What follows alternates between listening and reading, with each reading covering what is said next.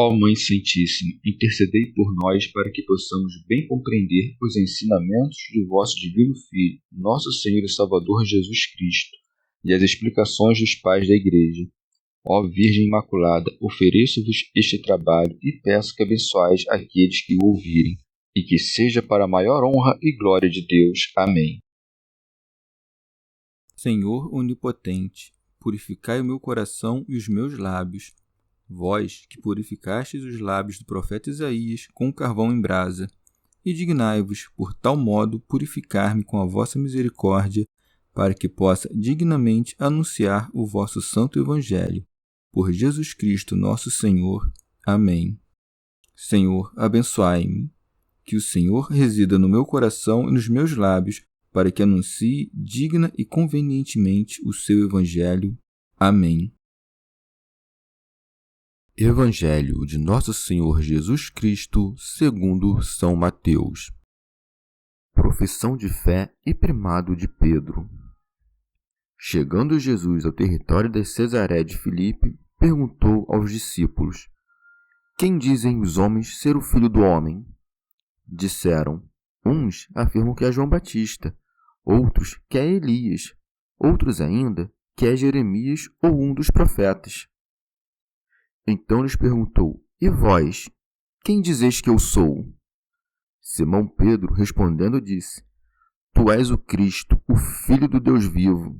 Jesus respondeu-lhe: Bem-aventurado és tu, Simão, filho de Jonas, porque não foi carne ou sangue que te revelaram isso, e sim meu Pai que está nos céus. Também eu te digo que tu és Pedro, e sobre esta pedra edificarei minha igreja, e as portas do Hades nunca prevalecerão contra ela. Eu te darei as chaves do reino dos céus, e o que ligares na terra será ligado nos céus, e o que desligares na terra será desligado nos céus. Em seguida, proibiu severamente aos discípulos de falarem a alguém que ele era o Cristo.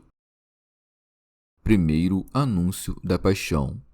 A partir dessa época, Jesus começou a mostrar aos seus discípulos ser necessário que fosse a Jerusalém e sofresse muito por parte dos anciãos, dos chefes dos sacerdotes e dos escribas, e que fosse morto e ressurgisse ao terceiro dia. Pedro, tomando-o à parte, começou a repreendê-lo, dizendo: Deus não o permita, Senhor, isso jamais te acontecerá. Ele, porém, voltando-se para Pedro, disse: Afasta-te de mim, Satanás, tu me serves de pedra de tropeço, porque não pensas as coisas de Deus, mas as dos homens. Comentários dos Pais da Igreja. Comentário de São Tomás de Aquino em forma de glosa. O Senhor, depois de ter dispensado seus discípulos da doutrina dos fariseus, convenientemente estabelece neles os fundamentos profundos da doutrina do Evangelho. E para designá-lo com mais solenidade, o evangelista dá o nome do lugar, dizendo: Tendo chegado à região de Cesareia de Filipe. São João Crisóstomo. Disse Cesareia de Filipe, e não simplesmente Cesareia, porque há outra Cesareia, que é a de Estraton. Não foi nesta, mas na primeira, que o Senhor interrogou os discípulos, afastando-se dos judeus, para que, retirados para longe de todo temor, dissessem o que tinham em mente. São Jerônimo. Este Filipe era irmão de Herodes, o tetrarca de Itúria e de Traconítides, que, em honra a Tibério César, deu à cidade, que hoje se chama Pâneas, o nome de Cesareia. Comentário de São Tomás de Aquino em forma de glosa. Para confirmar seus discípulos na fé, primeiro quis remover de seus espíritos as opiniões e os erros dos outros, e por isso se segue. Jesus perguntou aos discípulos: Quem dizem os homens ser o Filho do Homem? Orígenes. Cristo interroga os discípulos para que, pelas respostas dos apóstolos, saibamos as diversas opiniões que havia sobre Cristo entre os judeus, e também para nos ensinar a sempre investigar a opinião que os homens têm de nós, com o intuito de que, se falam mal, não demos ocasião, e se bem, que as aumentemos. Mas o exemplo dos apóstolos também instrui os discípulos dos bispos, que devem informá-los de qualquer opinião que, do lado de fora, corra sobre eles. São Jerônimo. Esta questão, quem dizem os homens ser o Filho do Homem, é belíssima, porque os que falam do Filho do Homem são homens, e os que compreendem sua divindade não são chamados de homens, mas de deuses. São João Crisóstomo. Ele não disse, quem dizem os escribas e os fariseus que eu sou, mas quem dizem os homens que eu sou. Investiga a opinião do povo, que não era inclinada para o mal. Ainda que sua opinião sobre Cristo fosse muito inferior à que deveria, era, contudo, isenta de maldade, diferente da opinião dos fariseus, que era plena de grande malícia. Santo Hilário de Poitiers, ao dizer, quem dizem os homens ser o Filho do Homem, insinuou ser algo além daquilo que viam nele. Ele era, de fato, filho do homem. Não devemos pensar que, perguntando o que diziam dele, confessou algo de si mesmo. Ele perguntou sobre algo que estava oculto, e é sobre isso que versa a nossa fé. A razão da confissão que devemos conservar é que Cristo não é somente Filho de Deus, mas também Filho do homem. Sem ambas as coisas, não há esperança alguma de salvação. Por isso, ele disse enfaticamente, quem dizem os homens ser o Filho do Homem? São Jerônimo. Não disse, quem dizem os homens que eu sou, mas quem dizem que é o Filho do Homem? Disse assim para que não parecesse que perguntava por vaidade. É de se observar que, no Antigo Testamento, sempre que se diz Filho do Homem, em hebraico se diz Filho de Adão. Orígenes. Os discípulos relatam a Cristo as diferentes opiniões que os judeus tinham a seu respeito. Por isso é dito, disseram, uns afirmam que é João Batista, ou seja, os que pensavam como Herodes, outros que é Elias, isto é, os que supunham que o próprio Elias nascera de novo ou que, ainda vivo em corpo, aparecia agora, outros ainda que é Jeremias, a quem o Senhor constituíra profeta das nações.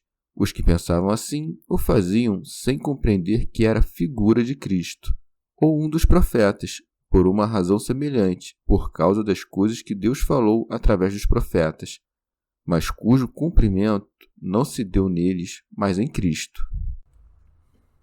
São Jerônimo. O povo pôde se equivocar pensando que fosse Elias ou Jeremias, como se equivocou Herodes a respeito de João. Por isso me admiro ao ver os intérpretes indagando a causa de cada um destes erros. São João Crisóstomo. Depois dos discípulos terem relatado as opiniões do povo, o Senhor lhes faz uma segunda pergunta, para que formem uma opinião mais elevada a seu respeito. Por isso segue.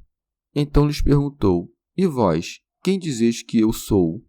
Vós, digo, que estáis sempre comigo e que presenciastes milagres maiores que os que o povo viu, não deveis ter sobre mim a mesma opinião que este. Eis a razão de não tê-los interrogado no início de sua pregação, mas só depois de ter feito muitos milagres e de ter dito muitas coisas a respeito de sua divindade. São Jerônimo. Observai pelo contexto das palavras como os apóstolos não são chamados de homens, mas de deuses, porque o Senhor, ao lhes perguntar, quem dizem os homens que é o Filho do Homem, acrescenta, e vós, quem dizeis que eu sou? O que equivale a dizer, os homens têm uma opinião mundana, mas vós, que sois deuses, quem julgais que eu sou? Rábano Mauro. Não questiona a opinião dos discípulos e das outras pessoas porque não a soubesse.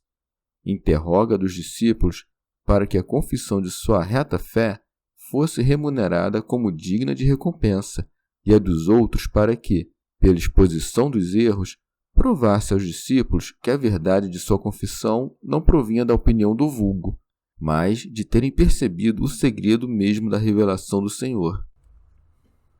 São João Crisóstomo. Quando o Senhor pergunta sobre a opinião da plebe, todos respondem.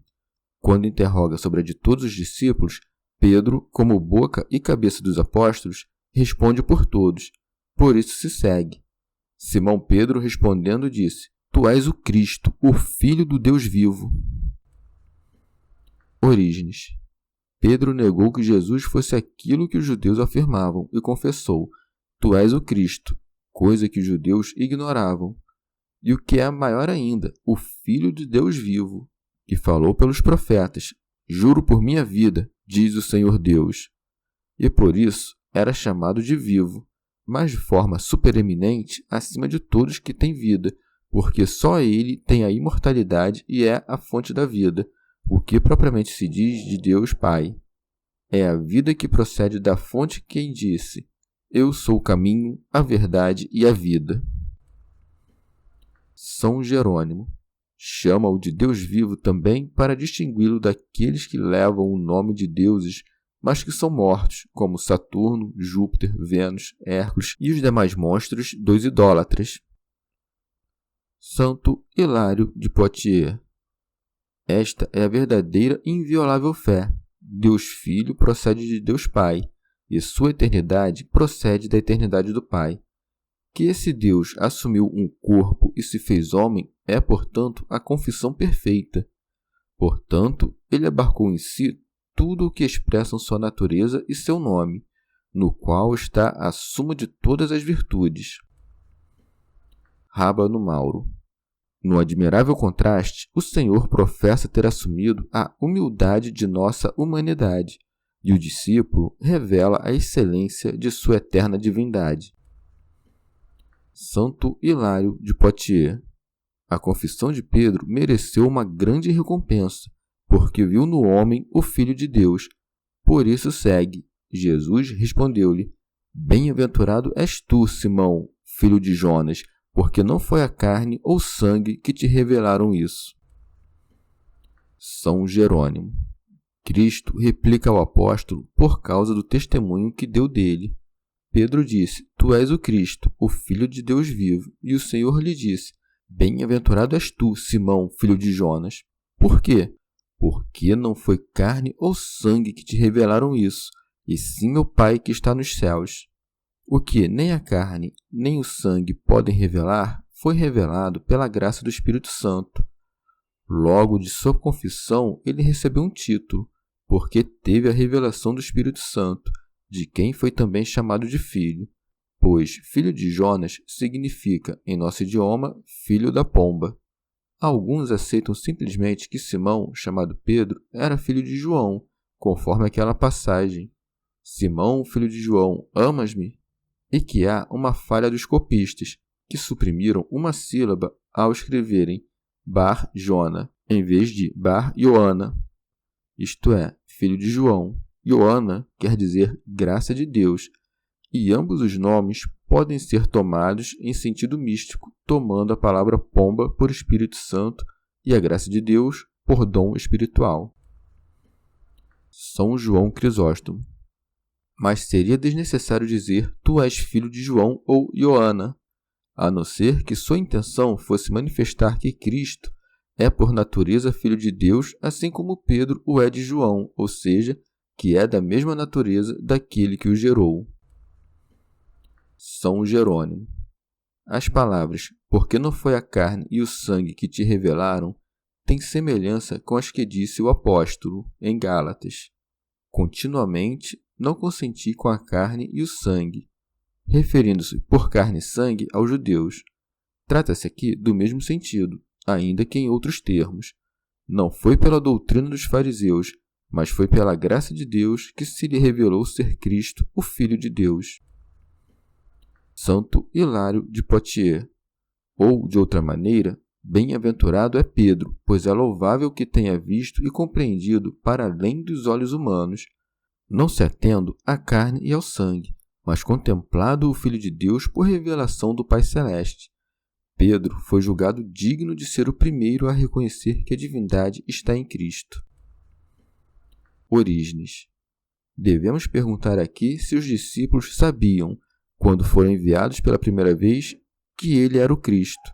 A passagem acima dá a entender que esta é a primeira vez em que Pedro confessou Cristo como Filho de Deus vivo. e vê se podes responder uma questão desta ordem. Se crer que Jesus é o Cristo, é menor do que conhecer este fato. Digamos que, quando foram enviados a pregar, criam que Jesus era o Cristo, e depois, ao passo que progrediam, o conheceram.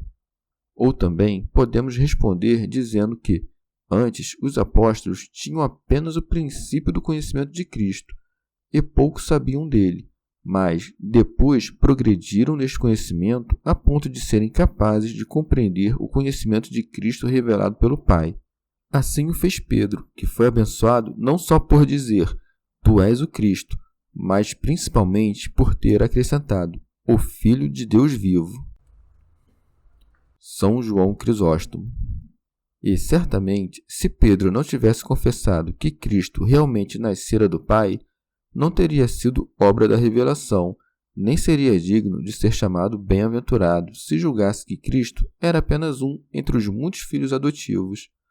Pois, antes dele, os que estavam na barca com Cristo disseram, verdadeiramente, tu és o Filho de Deus.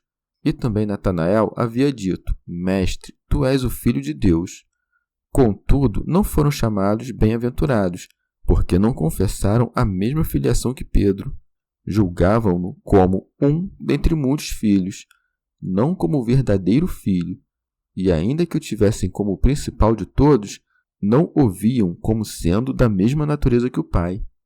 Vês, pois, como o Pai revela o Filho e o Filho o Pai, e não se pode designar o Filho senão pelo Pai, nem o Pai senão pelo Filho, donde resulta que o Filho é consubstancial ao Pai, e com ele deve ser adorado. Cristo afirma, então, que muitos creriam naquilo mesmo que Pedro confessou, ao acrescentar, também eu te digo que tu és Pedro.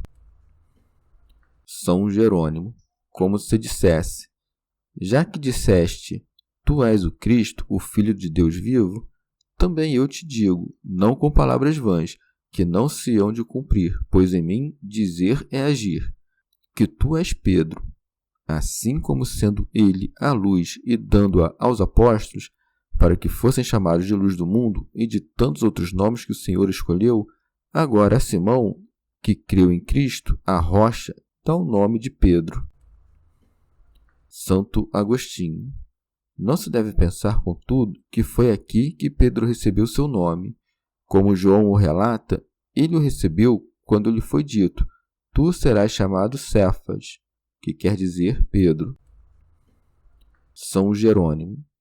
E seguindo a metáfora da pedra, disse oportunamente, sobre ti edificarei minha igreja, como se segue, e sobre esta pedra edificarei minha igreja. São João Crisóstomo. Ou seja, sobre esta fé e sobre esta confissão edificarei minha igreja, mostrando que muitos creriam naquilo mesmo que Pedro confessou, confirmando o seu sentido e fazendo dele pastor. Santo Agostinho. Eu disse em outro lugar, falando do apóstolo Pedro, que sobre ele, como sobre uma pedra, foi edificada a igreja. Mas não ignoro, e depois o expus em muitas ocasiões, que as palavras do Senhor, tu és Pedro, e sobre esta pedra edificarei a minha igreja, significam que a igreja está edificada sobre aquele que Pedro confessou ao dizer, tu és o Cristo, o Filho de Deus vivo, como se Pedro, chamado de pedra por aquela pedra, figurasse a pessoa da igreja, que está edificada sobre esta pedra. O Senhor não disse a ele, tu és a pedra, mas tu és Pedro, pois a pedra era Cristo, o qual Simão confessou, assim como confessa toda a igreja, e por isso foi chamado de Pedro. Que o leitor escolha, destas duas opiniões, qual lhe parece mais provável. Santo Hilário de Poitiers. Na imposição deste novo nome está o feliz fundamento da igreja, e uma pedra digna desta edificação, que dissolverá as leis do inferno, as portas do Tártaro e todas as fortificações da morte. E, para manifestar a firmeza da igreja edificada sobre a pedra, acrescenta, e as portas do Hades nunca prevalecerão contra ela. Comentário de São Tomás de Aquino em forma de glosa. Isto é, não a separarão de minha caridade e da fé em mim. São Jerônimo. Por portas do inferno entendo os pecados e os vícios, ou também as doutrinas heréticas que seduzem os homens e os lançam no Tártaro.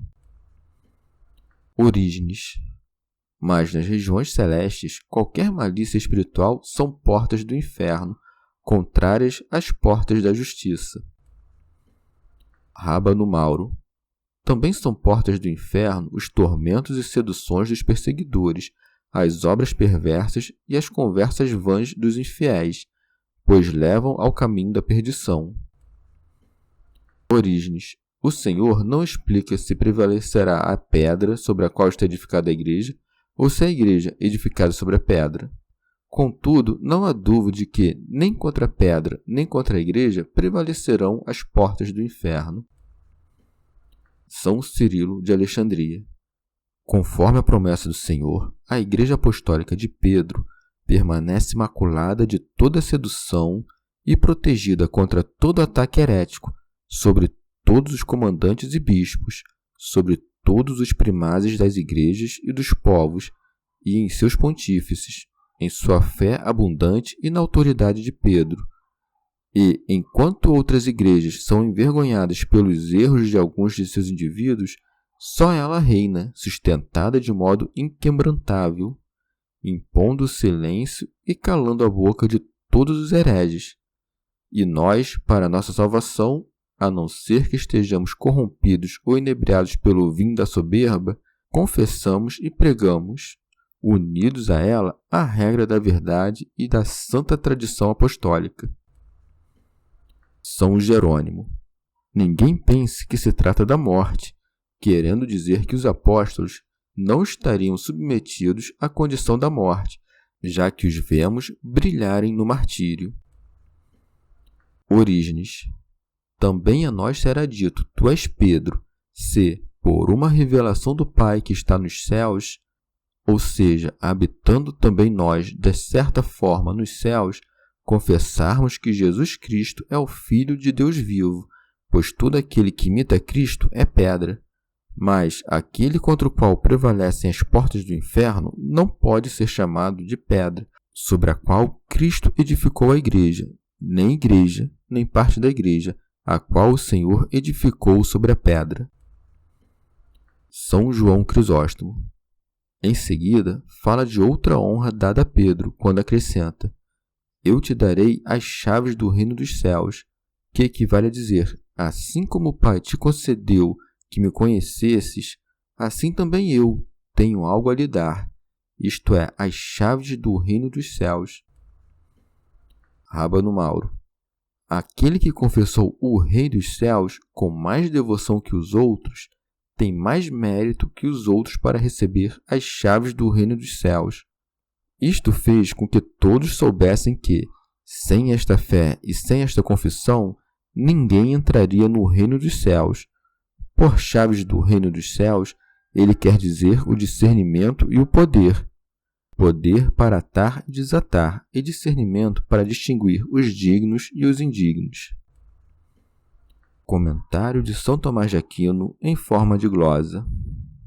Donde se segue, e o que ligares, isto é, todo aquele que julgares indigno de perdão enquanto vive, será julgado indigno diante de Deus. E o que desligares, isto é, a quem julgares digno de ser perdoado enquanto vive, alcançará de Deus o perdão de seus pecados. Orígenes. Vê quão grande é o poder desta pedra sobre a qual está edificada a igreja. Seus juízos permanecem firmes como se o próprio Deus os tivesse feito através dela. São João Crisóstomo. Vê também como Cristo conduz Pedro a um elevado entendimento a seu respeito. Tudo o que promete dar a ele só a Deus pertence, isto é, perdoar pecados e fazer a igreja imutável em meio a tantas tempestades de perseguições e tentações. Rábano Mauro. Este poder de atar e desatar, ainda que pareça ter sido dado somente a Pedro, também foi concedido aos demais apóstolos, e ainda o é agora aos bispos e aos presbíteros de toda a igreja.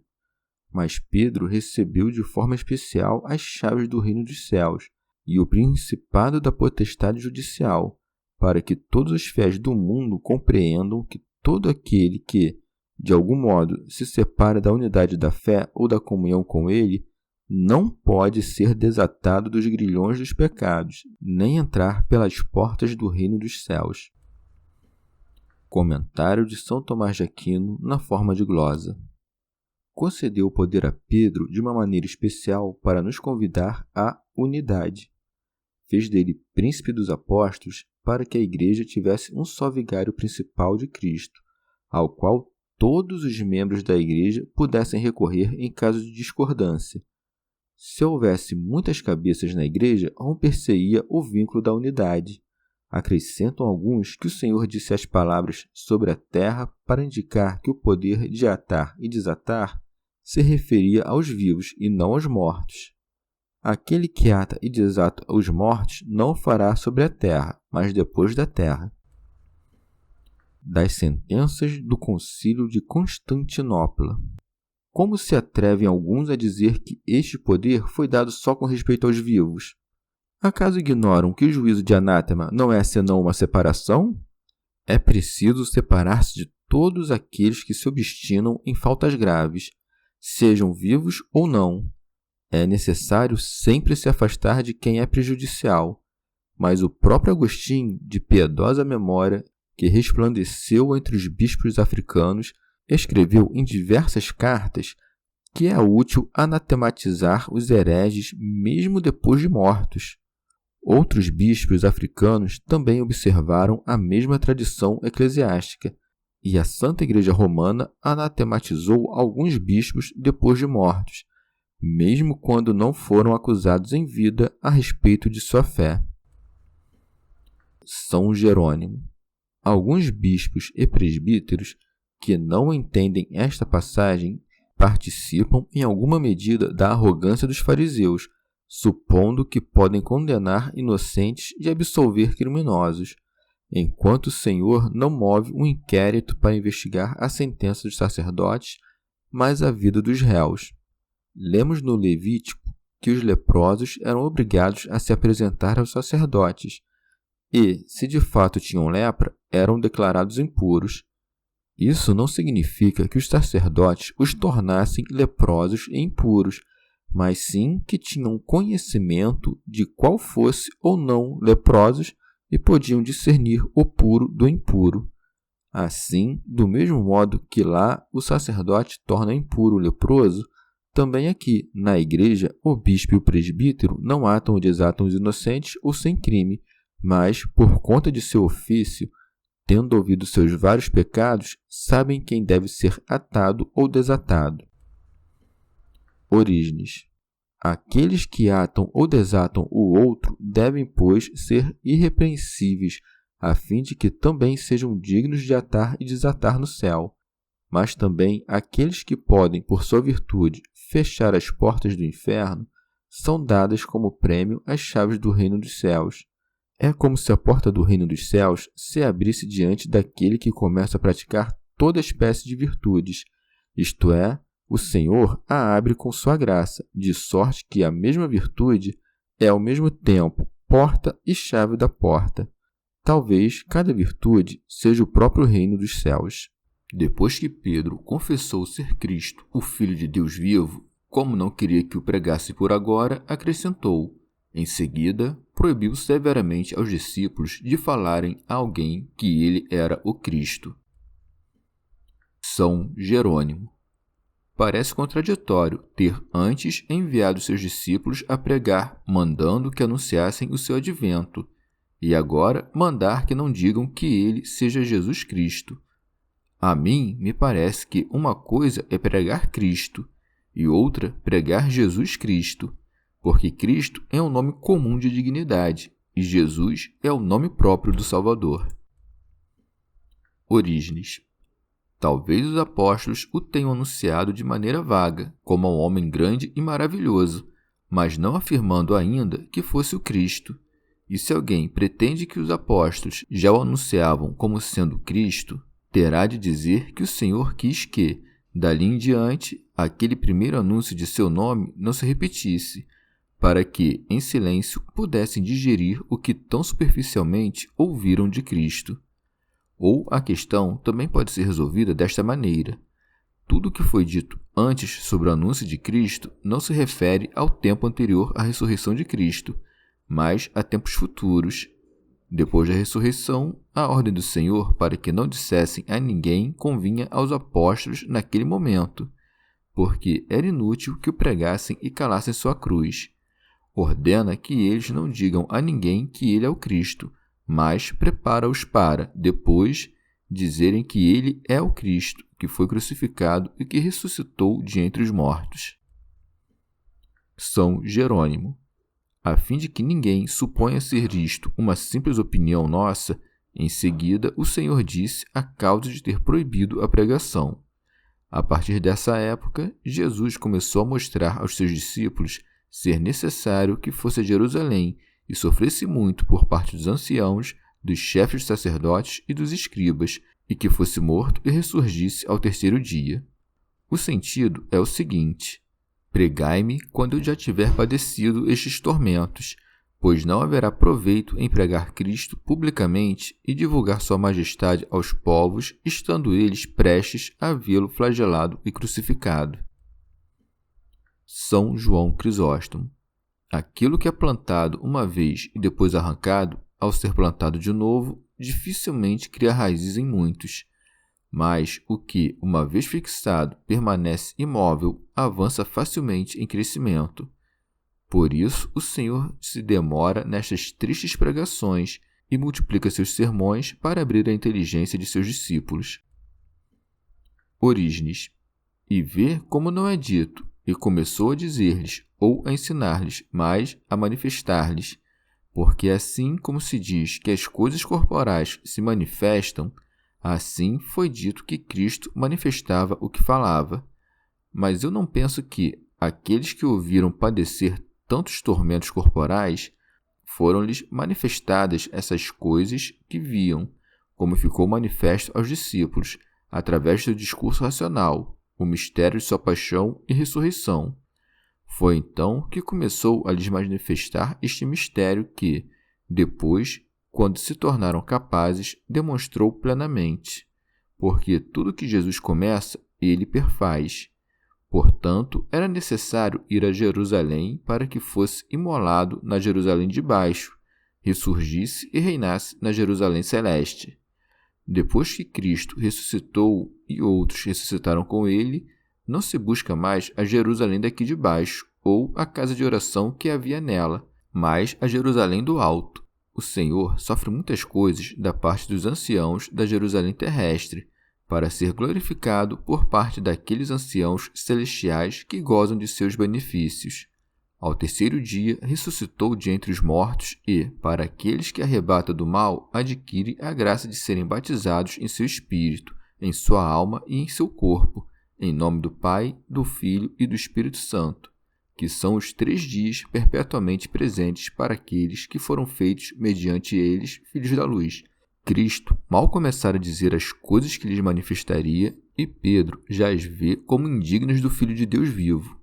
Esquecendo-se de que nada do que o Filho de Deus vivo faz é digno de repreensão, ele começa a repreendê-lo conforme segue. Pedro, tomando-o à parte, começou a repreendê-lo. São Jerônimo. Já dissemos muitas vezes que Pedro tinha um zelo ardente e um imenso amor para com o Senhor, nosso Salvador.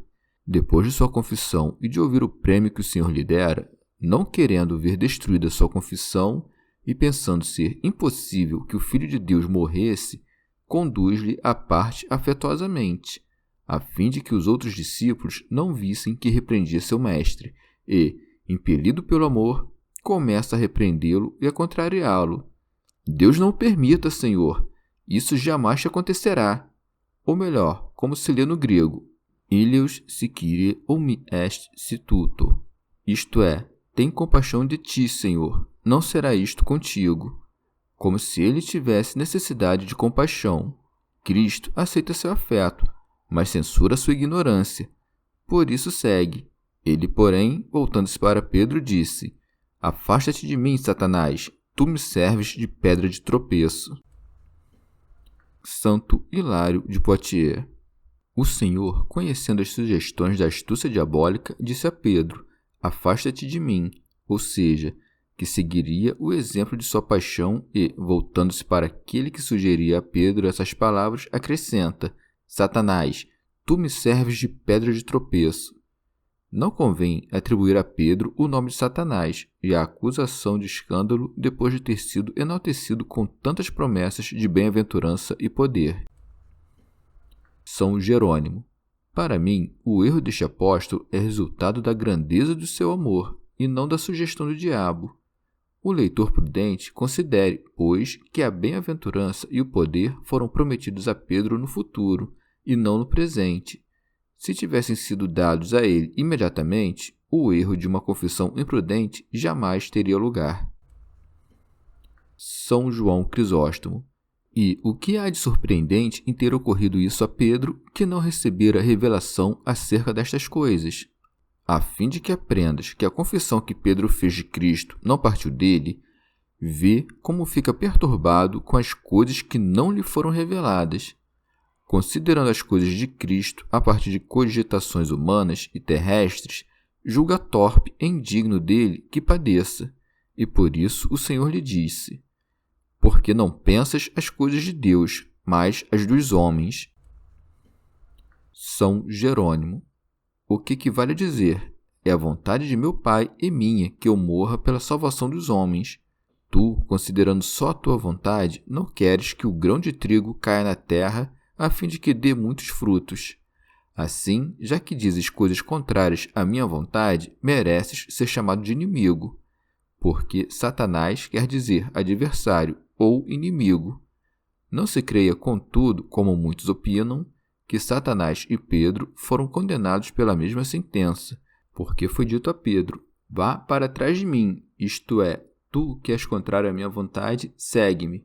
E ao diabo foi dito: Vai-te, Satanás, sem acrescentar retro, depois de mim, subentendendo, vai para o fogo eterno. Orígenes. Disse, pois, a Pedro: Vá para trás de mim, como se, por sua ignorância, tivesse deixado de seguir a Cristo, e chama-o de Satanás por causa desta mesma ignorância, como quem tem algo contrário a Deus. Bem-aventurado aquele a quem Cristo se volta, ainda que seja para repreendê-lo. Mas por que disse a Pedro: Tu me serves de pedra de tropeço, quando no Salmo se lê: Gozam muita paz os que amam a tua lei, e não há para eles nenhuma ocasião de queda? A resposta é que não só Jesus não se escandalizou, como não se escandaliza ninguém que seja perfeito no amor de Deus, mas este pode ser escândalo para os outros dizendo ou fazendo certas coisas, ainda que ele não possa ser escandalizado. Ou então ele chama de escândalo para si todo discípulo que peca, como também dizia Paulo: Quem é escandalizado, que eu não me abrase? Chegamos ao fim de mais um dia de comentários da Catena Áurea. Muito obrigado por ficarem até aqui, que Nossa Senhora derrame suas graças sobre nós e até amanhã.